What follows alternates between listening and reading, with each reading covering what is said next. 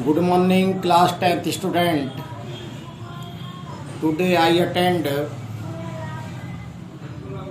Kritika storybook title George पंचम की नाक, written by Kamleshwar. Lesson number 2, explain exercise question number 1 and 2.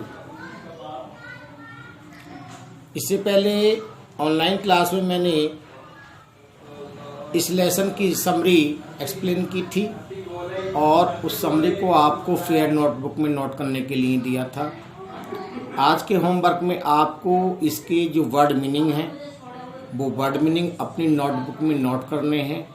इसके साथ साथ क्वेश्चन नंबर 1 और 2 एक्सरसाइज का जो एक्सप्लेन कर रहा हूँ उन्हें भी आपको फेयर नोटबुक में नोट करना है। ये होमवर्क है आज की डेट का। क्वेश्चन नंबर जो आपका 1 है बुक में, उसे देखिए। लिखा है, सरकारी तंत्र में जॉर्ज पंचम की नाक लगाने को लेकर जो चिंता या बदहवासी दिखाई देती है वह उनकी किस मानसिकता को दर्शाती है। मैंने आपको ऑनलाइन समरी एक्सप्लेन की है इस चैप्टर की, और ये पूर्ण रूप से आपको समझ में आ जाए इस चैप्टर में क्या लिखा है। आप आज इसे एक बार सेल्फ रीड करेंगे। सरकारी तंत्र में जॉर्ज पंचम की नाक को लेकर के बहुत बड़ी बदहवासी दिखाई देती है, जो उनकी गुलामियत की मानसिकता को, दिखावे की मानसिकता को प्रदर्शित करती है। अपनी स्वागत होना चाहिए विदेशी मेहमानों का, परंतु वो तर्क संगत तरीके से होना चाहिए। ऐसा नहीं हम उसके स्वागत में अपनी संस्कृति को भूल जाएं, अपनी सभ्यता को भूल जाएं और अपनी मनुष्यता को भूल जाएं।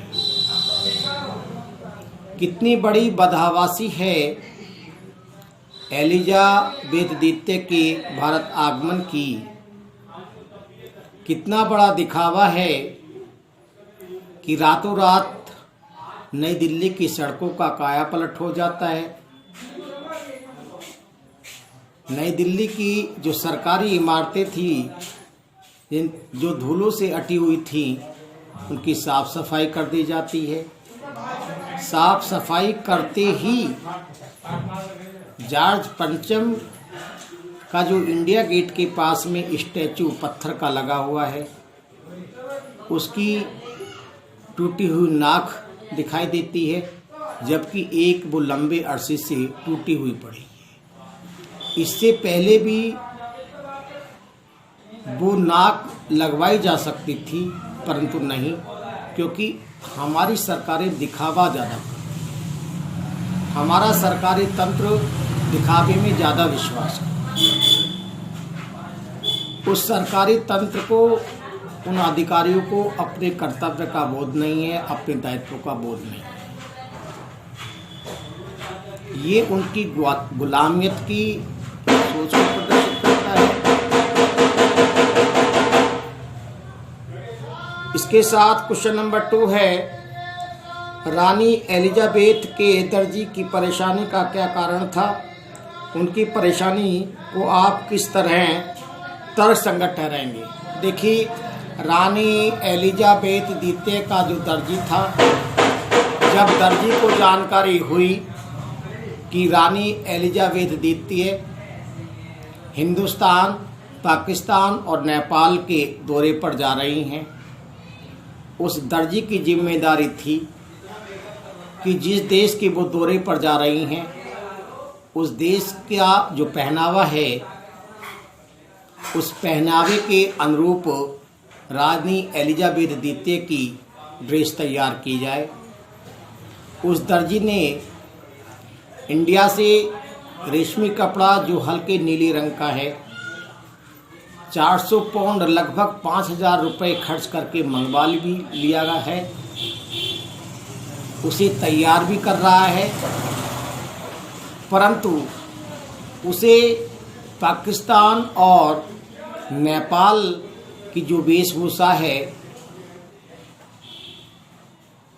उस वेशभूषा के अनुसार रानी एलिजाबेथ द्वितीय की ड्रेस तैयार करने की चिंता भी है और जिम्मेदारी भी। ये परेशानी जो रानी एलिजाबेथ द्वितीय के दर्जी की दिखाई दे रही है पाठ के अकॉर्डिंग, वो निश्चित रूप से सही है। हमारी जो जिम्मेदारी है हमें उसका एहसास होना चाहिए। रानी एलिजाबेथ द्वितीय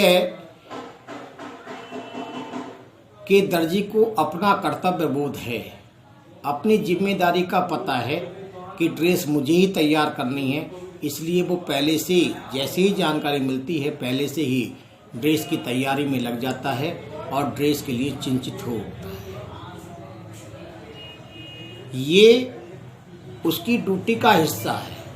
अगर प्रत्येक व्यक्ति अपनी ड्यूटी के हिस्से को, अपने कर्तव्य बोध को, अपने दायित्व को अगर समझ ले जैसा उस दर्जी ने किया है तो निश्चित रूप से हमें कहीं पर भी कोई परेशानी नहीं आएगी।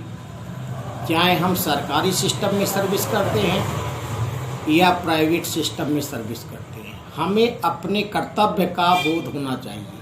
हम अपने अधिकारों की तो बात करते हैं परंतु अपने कर्तव्य से मुख मोड़ लेते हैं। तो ये क्वेश्चन आपको समझ में आ गया होगा। आपकी जैसे फॉर एग्जाम्पल आपकी ड्यूटी इस समय है कि आपको ऑनलाइन क्लासों में जो भी पढ़ाया जा रहा है, जो भी समझाया जा रहा है, ये आपका कर्तव्य है कि जो दिशा निर्देश आपको दिए जाते हैं उसके अनुसार आप वर्क करें। ये आपका कर्तव्य है। मेरा कर्तव्य ये है कि मैं अधिक से अधिक अच्छी तरीके से आपको अपनी ऑनलाइन क्लास दूं,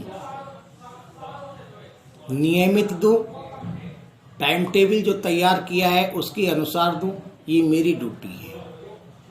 तो कहने का मतलब ये है कि प्रत्येक व्यक्ति अगर अपने ड्यूटी को सही रूप से अंजाम देता है, उसके लिए अगर चिंतित होता है तो उसकी चिंता जायज है, क्योंकि वो उसकी ड्यूटी का हिस्सा है, वो उसके दैनिक काम का हिस्सा है।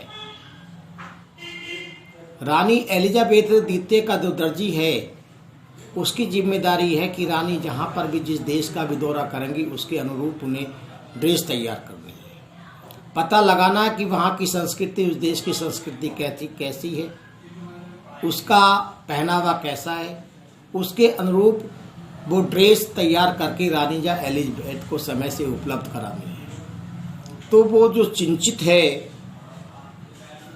जो उसकी परेशानी है, वो निश्चित रूप से सही है। उसे अपने कर्तव्य का ज्ञान भी है, अपने दायित्व का बोध भी है। इन्हीं शब्दों के साथ मैं अपनी वाणी को विराम देता हूं। मैंने क्वेश्चन नंबर 1 और 2 एक्सप्लेन कर दिया है। आशा करता हूं आपके समझ में आ गया होगा। आप इन्हें फेयर नोटबुक में नोट कर लेंगे। इस चैप्टर के वर्ड मीनिंग भी नोट करेंगे आप, और एक बार इस चैप्टर को आज ही सेल्फ रीड करेंगे, जिससे आगे आने वाले जो क्वेश्चन हैं वो भी आपके सही रूप से समझ में आ जाए। जय हिंद, जय भारत।